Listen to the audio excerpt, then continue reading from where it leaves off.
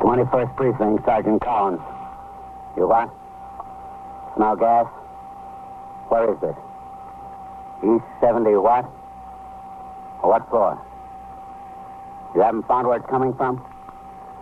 That's right. Get the people out. See if you can locate where it's coming from. No, that's all right. We'll take care of it." You're in the muster room at the 21st Precinct, the nerve center. A call is coming through. You will follow the action taken pursuant to that call from this minute until the final report is written in the 124 room at the 21st Precinct. You'll have assistance right away. Yes, sir, right away. No, just stay where you are. The officers will be there right away. 21st Precinct. It's just lines on a map of the city of New York. Most of the 173,000 people wedged into the 9/10 of a square mile between Fifth Avenue and the East River wouldn't know if you asked them that they lived or worked in the 21st. Whether they know it or not, the security of their homes, their persons, and their property is the job of the men of the 21st Precinct. The 21st, 160 patrolmen, 11 sergeants, and 4 lieutenants, of whom I'm the boss. My name is Kennelly, Frank Kennelly. I'm captain in command of the 21st. It was Tuesday morning. I'd been on the job since 8 when I turned out the platoon for the day tour. After I read and signed reports, I went on patrol of the precinct with Patrolman Farrell as my operator. As we turned off Park Avenue into 72nd Street, a signal 32 came over the air. 618 East 75th Street. Ambulance and emergency squad responding. Sounded like a gas case. I told Farrell to make the run. When we turned into the block, I could see that sector car number 1 was on the job. So was the sergeant's car. There was no sign of either the ambulance or the ESD car. 618 was a 5-story tenement building. A few passers-by and neighbors were beginning to gather on the sidewalk. There's the spot, Farrell. Pull in. Yes, sir. All right, let's go. Right with you, Captain. That's either ESC or the ambulance coming now. Yeah. Keep the sidewalk there, Farrell. Keep off the stoop. That's all right, folks. Will you let it go, yeah, huh? Will you please get off the stoop? Dig here, Farrell. Yes, sir. Oh, I can smell like gas out here. It's sick. Farrell. Yes, sir. Keep people away from those doorbells. Yes, sir. Now, look, I told you to get off the stoop. Sergeant Collins. Who is it? Captain Kennelly. Second floor, Captain. All right. Cody! What do you find out there? I don't think it's good here, Sergeant. Take the people down. I want the building cleared. I'm sending them, Sergeant. Sergeant. In back, Captain. All right. Anybody home in there? Open up. It's the police. Where is it, Sergeant? Beats me, Captain. We haven't been able to locate. Well, we better locate it fast. Open up in there. And the building up. Open up in there. There's nobody's home, Captain. We've been hitting every door. I sent a man up to 3rd and another to 5th who are clearing everybody out. It's not on this floor. Coley! Did you locate it? He's on the 4th floor, Captain. Whole hall smells of gas. No telling where it's coming from. Who put in the call? Super. He's up with Coley. Tenant smelled gas in the hall. How about the main feed line? I sent glass into the basement with the super's wife to turn off the valve. Good. Now, come on, folks. Don't stand there and talk about it. Out on the street, please. Get on the sidewalk. Did you open your windows, folks? And have your doors open? Out of the building. All right, come on. Yes, sir. Anybody cover the 3rd floor yet? Just quickly and away up, Captain. I told those people to clear out, not them. Let's try that one. Smells pretty strong here.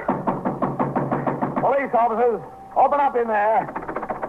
Police officers, open up. This could be it, Captain. Open up. Coley! Come on down here. Bring the super with you. Well, this is it, I'm sure. What do you want to do, Captain? Push the door in? Yeah. All right, let's go. Together. Again. Now. Is that it, Sergeant? You think so, yeah. Let me see if I can kick it. Go ahead. Try it again. Yep, this is it, all right. Keep low. Coley, hit that window. I'll get this one. Yes, sir. Sergeant, get the stove. got it. Shut off, Captain. How's the other window, Coley? Sure, Captain. This looks like the culprit, Captain. Yeah. Coffee boiled over. Put out the flame. Sure ruined a good coffee pot. Well, that looks like about it.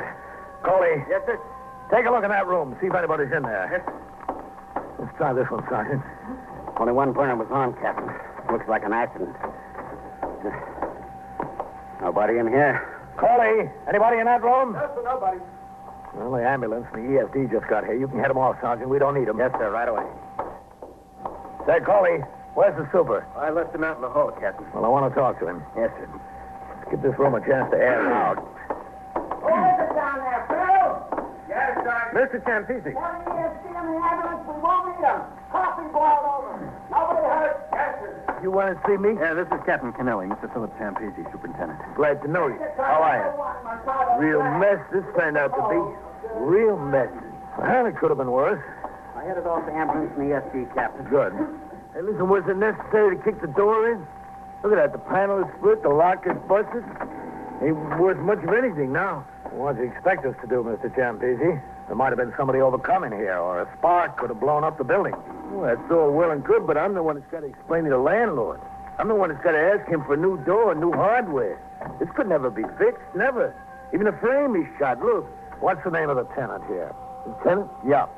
Oh, the tenant is a fellow named Harrods, Alfred Harrods. Listen, is any damage inside? Just to the coffee pot. Oh, well, that ain't the landlord's. That's his, Harrods. None of these flats furnished. Tenants got to furnish their own furniture and furnishings. Where is he? What do you mean, where is he? Where'd he go? Well, listen, as long as he pays his rent, he can come and go as he pleases. I don't keep track of him. Can we take a look inside? I just want to check for sure there's no damage. I got to call the landlord, give him the whole story. I guess it's pretty well cleared out by now, huh, Captain? Yeah, I'd imagine. Landlord's going to hit the ceiling about this door. Still smells pretty bad of gas in here. Oh, it's all right. You don't have any idea where this tenant could be. Well, I told you. Did you call the police? Yeah, that was me. Mrs. Truro on the fourth floor come down, knocked on my door. She said she smelled gas in the hall, you know. Well, I came upstairs and I checked immediately. Sure enough.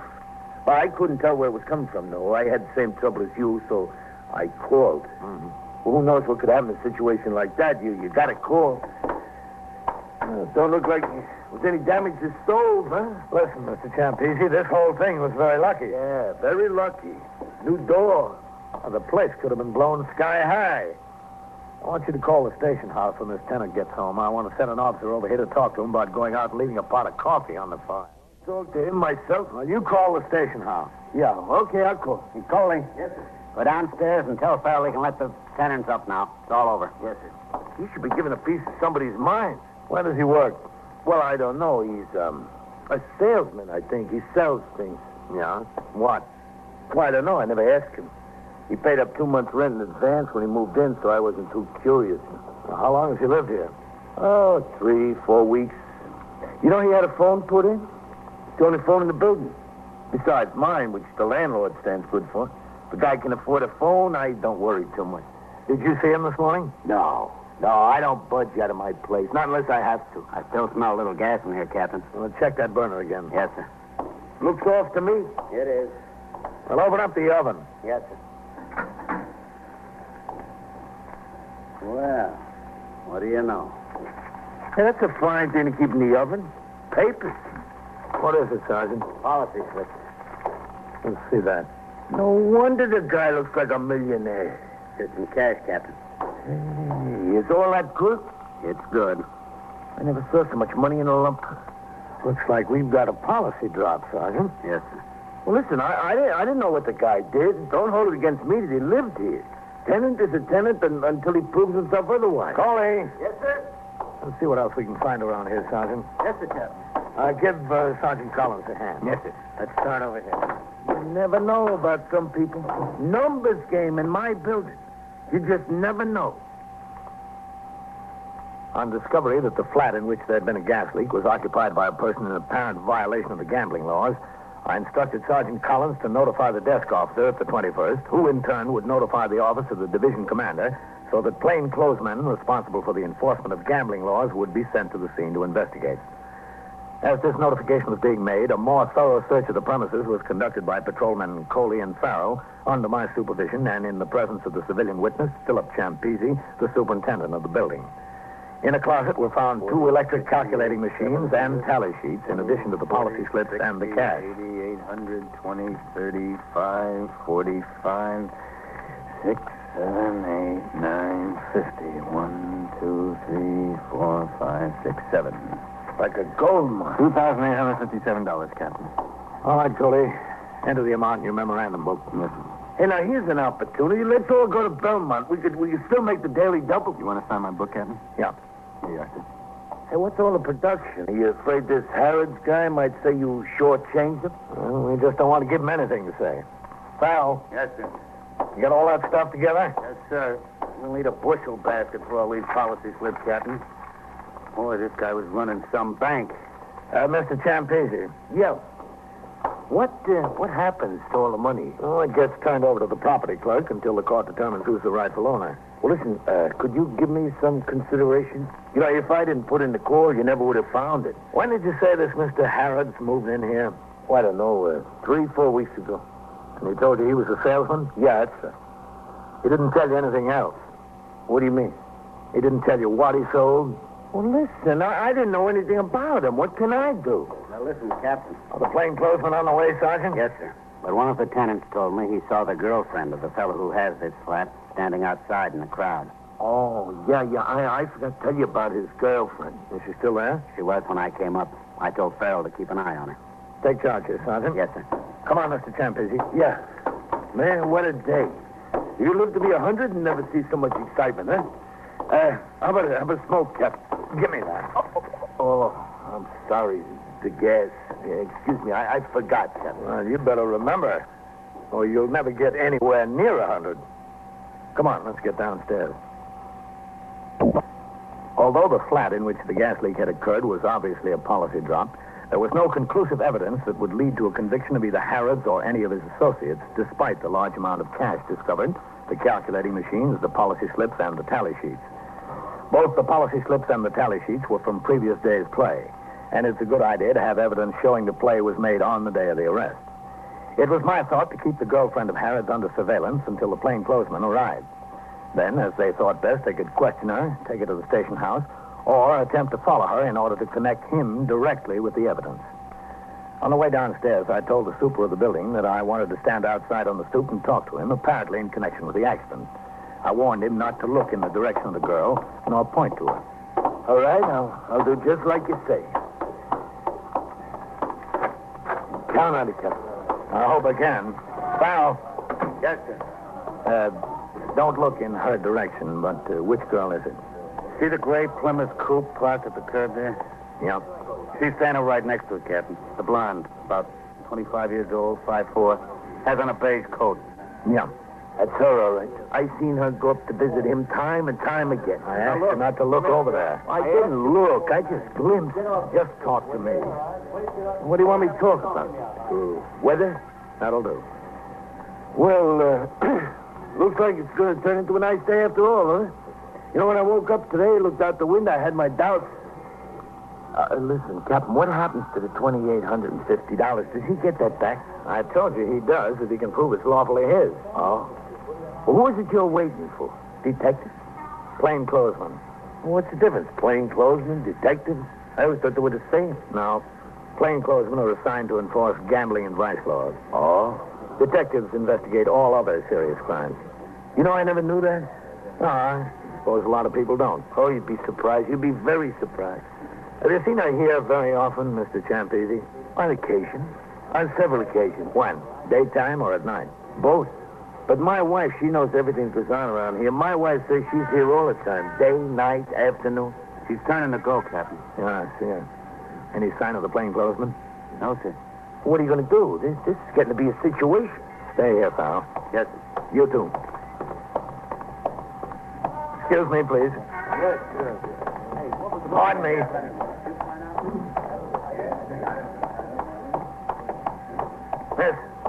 Miss, wait a minute. Me? Yeah. What's your name, miss? Who are you? I'm a police officer. What do you want to know my name for? I want to know. Gloria. Gloria Nathan. Who's your friend in that building? What building? 618 East 75th? I don't think I have to tell you that. It's Al Harrods, isn't it? No, it isn't. Well, who is it then? Nobody. Well, why were you standing outside there? Well, I was just curious. I'm entitled to be curious when there's excitement going on. It's Al Harrods, isn't it? He's your friend. No. You came by to see him this morning. When you were walking down the street toward the place, you saw the police there. You were worried. You found out the gas leak was in his place. Listen, I don't know any Al Harrods. I told you that. I was just standing there because I was curious, that's all. Look, Gloria, you don't want to get into trouble, do you? I won't get in trouble. You will if you keep telling me one lie after another. What can you do to me? You can't do anything to me. Would you mind walking back to the building with me? Of course I'd mind. Well, let's walk back anyway. I haven't done anything. I don't see why you're picking on me just because I was curious. Well, there's a few things we want to get straightened out. If you want to get something straightened out, that's no business of mine. What's it got to do with me? Mr. Champese. Person is entitled to be curious. Call me, Cap? Yes. Is this young woman a friend of Al Harrods? Yeah, he's a friend of his. I seen her go up there. That's a lie. Plenty of times. I never even heard of any Al Harrods. The plainclothesman, Captain. This is getting to be ridiculous. You're telling him? Hello, Captain. Thomas, how have you been? Fine. Understand you struck gold. That's right. Look, all this is well and good, but what do you want with me? I've got a right to know. Sure, you've got a right to know. We're going to take you to the station house. One of the plainclothesmen went upstairs to take charge of the premises, while the other accompanied the young woman, Gloria Nathan, and I to the station house. A policewoman was sent for to make a search of the suspect. In the meantime, Patrolman Coley and Sergeant Burns returned to the station house with the money found in the flat. This was turned over to the desk officer and entered in the blotter. In about a half hour, the policewoman arrived and made a search of the clothing and purse of the suspect. Nearly 1,000 policy slips and about $400 in cash was found on her person. While the policewoman sat nearby, Gloria was questioned in my office. Well, now, look, you know what's going to happen to you, don't you? No, I don't know. What? As soon as we get through talking to you, I'm going to take you out there to the desk and book you in. Then you're going to ride down to court and talk to the judge. They won't keep me. I've got the number of a bondsman. All I have to do is call him. That only lets you out until the trial. What good's a bondsman going to do you after you're sentenced? You're headed straight for the house of detention. You ever been in there? No. No, I haven't. No, I didn't know. That's why I asked you. You know you can get a year out of this, Gloria? No, he wouldn't be that tough. They're never that tough in these kind of cases. That's the captain. It'd be a suspended sentence or a fine, maybe. You know that. Well, I don't know. The judge is going to say to me, he's going to say, did you cooperate, officer? And what can I say? All I can do is tell him the truth. All I can say is, Judge, she wasn't a bit of help. Her boyfriend had this policy drop, but there wasn't a bit of conclusive evidence up there. She had all the incriminating evidence in her possession. She wouldn't help us at all. I've seen people stand up there. They think, who you hurting making a little book or writing a few numbers tickets? They think the most they'll get out of it is a slap on the wrist, and wham, they get hit right between the eyes. And it doesn't make any difference what you think or what I think about it. Gambling is a violation of the law. The way things are, pressure's on the judges, too. They let somebody off easy in a gambling case who get criticized. They've been handing out some jolts down there. Isn't that right, Captain? Yeah, so I hear. He wouldn't give me a year. You want to take the chance, it's up to you. All I can tell him is that you want a bit of help. Supposing I want some help. I wouldn't want to do a year. It's not worth it. Well, like I said, all I can do is tell him the truth. But it stands to reason you'd get a lot more consideration if I could tell him, for instance, that you helped us knock over a big policy bank. He'd kill me. He'd just kill me. Who? Al. He beats me up for no reason at all. What would he do to me if I gave him a reason? Well, it wasn't your fault that he was stupid enough to go away and leave the fire burning under the coffee, was No, but he's not going to look at it that way. You don't know Al. I'd like to help you, but you know how it is. Well, that's too bad. I'd like to help you, too. Shame we can't do anything for each other. Let's book her in, Captain. No sense wasting any more time. Come on, Gloria. This way. He wouldn't be that tough on me, the judge. I can't tell you what's on the judge's mind. This way. No sense making any predictions. It all depends. There's nothing to do but take my chances. Stand right up to the desk, then. I want to book her in, Sergeant. What's the name? Navan. Gloria. How old are you, Gloria? 24. Address? 321 Lewiston Avenue. In Manhattan? In Manhattan, yeah. Listen, the only thing I'm worried about is what he'd do to me. Al, I mean. He couldn't do anything to you if you never saw him again. But if you're that crazy about him, what's the use of talking? Who said I'm crazy about him? Where were you born? In the Bronx. Listen, I'm not going to do a year for him. That'd be crazy, wouldn't it? That's what I've been trying to impress on you. Who's going to look out for you if you don't look out for yourself? Any prior arrests and convictions? One arrest, no conviction. All right, what do you want to know? Am I a friend of Al Harrod's? Yes. Do I work for him, too? Yes. What else?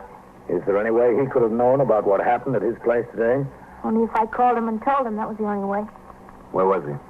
You know, around. Making his collections and meeting his runners. He couldn't have known. There's no way. Where is he now? I don't know where he is now, but I know where he'll be at 2 o'clock.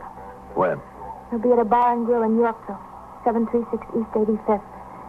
He meets a couple of his collectors there every day. They turn over their play and the collections to him. In the bar? No. He parks his car. They all got keys to the trunk. He just sits in there while they drop the play and money in the trunk of his car. When he comes out, it's all ready to drive away. He just sits in there and drinks beer. Is that what you wanted to know? I told you. You going to save me that year? Like I said, I'll tell him the truth. Okay.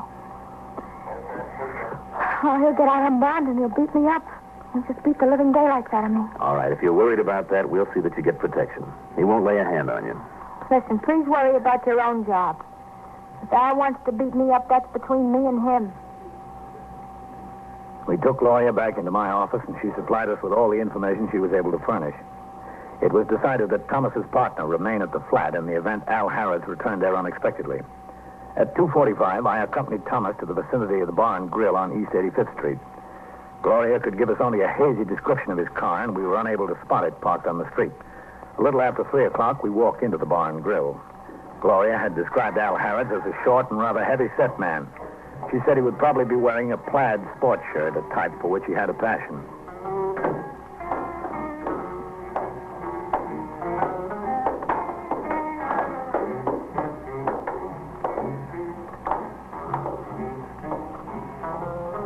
There's a fellow in a plaid shirt back there in the booth. Al Harrods, did she say? That's the name he used. Al Board, Captain. I've been wondering where he was the last couple of months. You know him, huh? Real well. Oh, hello, Al. Oh, hi. Stand up, Al. Hey, listen, I'm clean. Come on, stand up. All right. That's the way. I guess you are clean. You could have taken my word for it. You know, I was just thinking about you the other day, Al. Oh, were you? I sure was. This is Captain Kennelly. Hello. How are you? You don't mind if we sit down, do you, Al? No. Help yourself. Thanks. Plenty of room. Captain, did he say? You're a cop, too? That's right. What have you been doing with yourself lately, Al? I haven't seen you around.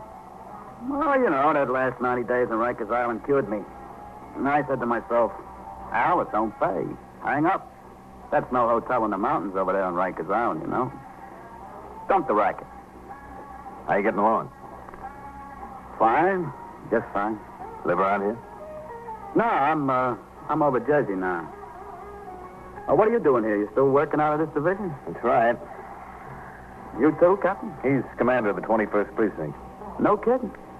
Captain, this Al is an example of how a good boy can turn out to be an honest citizen. You stick him a couple of times, and he learns the racket doesn't pay. You're living in Jersey, Yeah, that's right. You working? Oh, yeah. I'm breaking my back every day. Working for my wife's brother over there. He's got a poultry business. You don't say. Yeah, up the crack of dawn every day. Well, what are you doing in the big city? Oh, just came over to see a fella, friend of mine.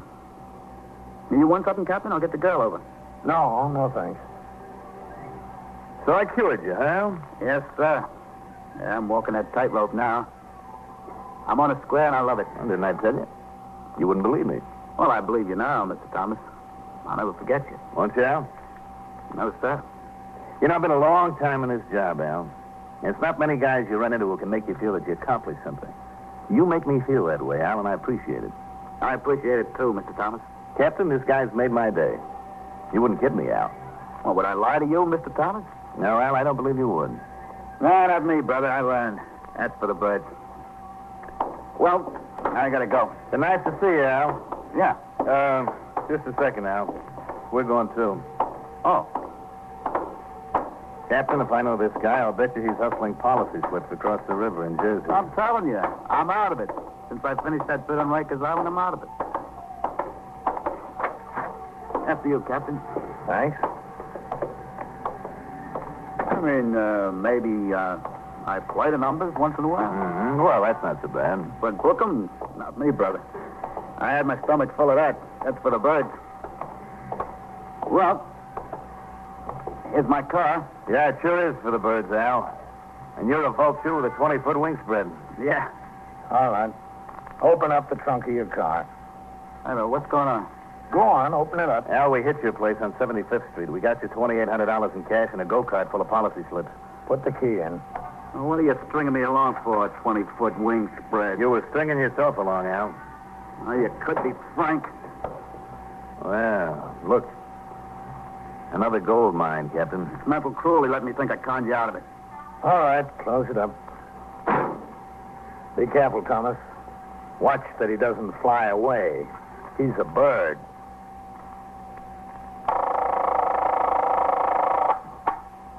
21st Precinct, Sergeant Collins. Where's this? 3361. How was he shot? How many hold-up men? Just one. Which way? And so it goes, around the clock, through the week, every day, every year. A police precinct in the city of New York is a flesh and blood merry-go-round. Anyone can catch the brass ring, or the brass ring can catch anyone. 21st Precinct, a factual account of the way the police work in the world's largest city, is presented with the official cooperation of the Patrolmen's Benevolent Association, an organization of more than 20,000 members of the Police Department, City of New York. Everett Sloan in the role of Captain Kennelly.